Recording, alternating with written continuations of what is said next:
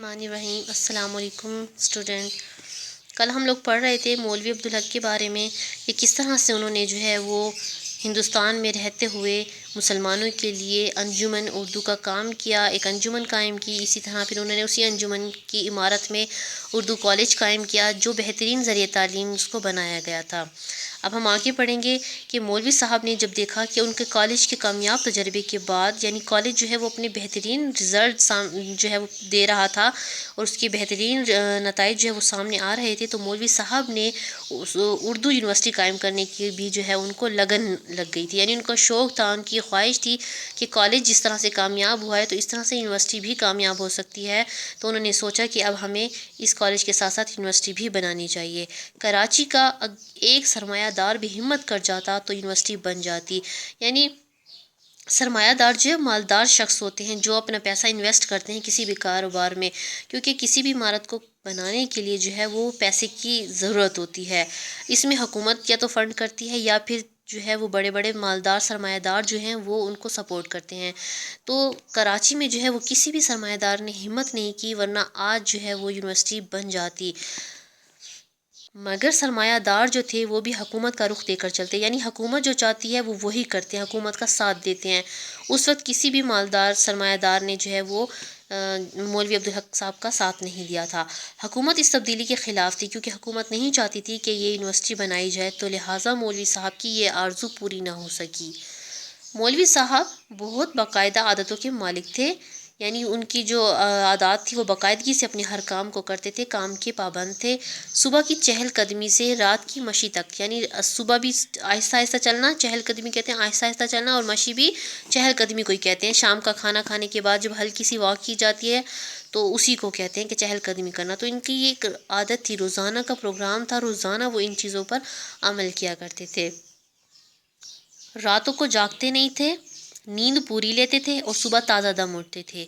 ये एक सेहतमंद ज़िंदगी के लिए ज़रूरी होता है कि आप अपने टाइम से सोएं और सुबह जल्दी उठें, तो ये आपकी सेहत के लिए ज़रूरी होता है। तो मौलवी साहब जो है वो इन चीज़ों पर अमल किया करते थे। 90 से ऊपर हो गए थे मगर सेहत अच्छी थी, यानी 90 साल से वो ऊपर के थे, बुज़ुर्ग थे बहुत ज़्यादा, लेकिन उसके बावजूद उनकी सेहत अच्छी थी।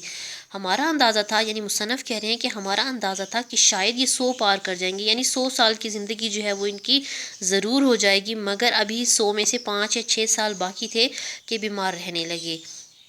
मर्ज़ तशख़ीस नहीं होता था, यानी मर्ज़ का जो है वो इल्म नहीं होता था, उसकी पहचान नहीं होती थी, क्योंकि ये अक्सर बीमार रहा करते थे। ख़याल था कि हाज़मे की शिकायत होगी। मुसन्नफ़ और उनके आसपास जितने भी लोग थे मौलवी साहब के, उनको ये लगता था कि शायद बुज़ुर्गी की वजह से या उम्र की वजह से जो है वो इनके मैदे में ख़राबी है, इस वजह से जो है वो मैदे की शिकायत होगी, जो कराची में आम है, क्योंकि कराची का जो पानी है वो खारा पानी है, जिसकी वजह से जो है वो पेट की और मैदे की जो है वो बीमारी रहती है, शिकायत रहती है। मगर जब मर्ज़ बढ़ता गया तो अस्पताल में दाखिल हो गए, अफाका नहीं हुआ, यानी अस्पताल में रहने के बावजूद भी उनको इस बीमारी से कोई फ़ायदा हासिल नहीं हो रहा था।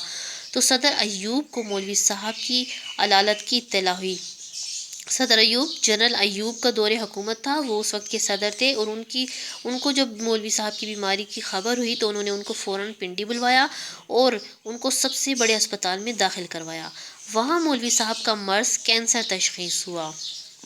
लाइलाज मर्ज़ का इलाज ही क्या, यानी उस वक्त जो है वो कैंसर का इलाज जो था वो पॉसिबल नहीं था। और कैंसर जो है वो एक ऐसी बीमारी है कि ये जब पूरे जिस्म में जो है वो फैल जाती है, इसका इल्म तभी इसकी अलामत ज़ाहिर होती हैं।